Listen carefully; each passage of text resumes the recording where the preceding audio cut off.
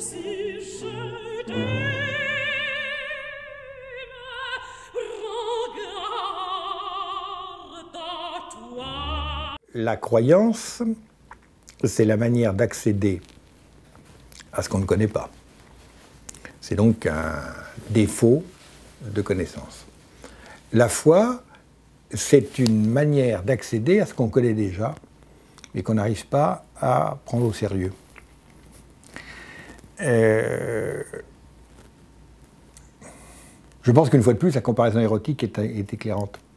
Aimer quelqu'un, c'est faire autre chose que le connaître. C'est entrer dans un rapport, qu'on va dire, de confiance, de réciprocité, où autrui tient un rôle de fondement, de point fixe, qui se surajoute à tout ce qu'on sait de lui. Mais le fait de savoir plus de choses sur lui n'implique en aucune manière qu'il tienne ce rôle. Peut-être même au contraire. Donc ça n'est pas un complément d'information. C'est une sortie du rapport informatif à autrui. Donc je dirais, la foi, en ce sens, n'est pas une autre forme de connaissance, c'est autre chose que de la connaissance.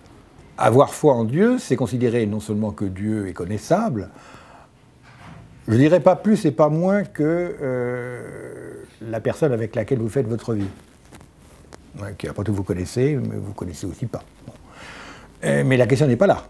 C'est un autre type d'attitude que vous avez vis-à-vis de quelqu'un que vous connaissez plus ou moins, plutôt mieux que les autres, mais dont vous ne prétendez d'ailleurs jamais, heureusement, avoir une connaissance exhaustive.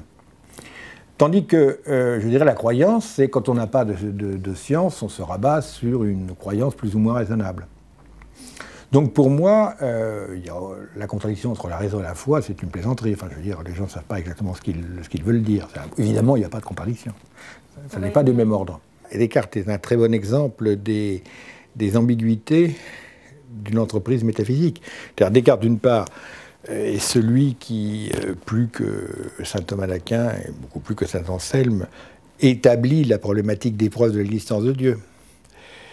Mais alors il a l'intelligence profonde de maintenir que les preuves de l'existence de Dieu ne reposent, loin d'éliminer, reposent sur l'incompréhensibilité de Dieu.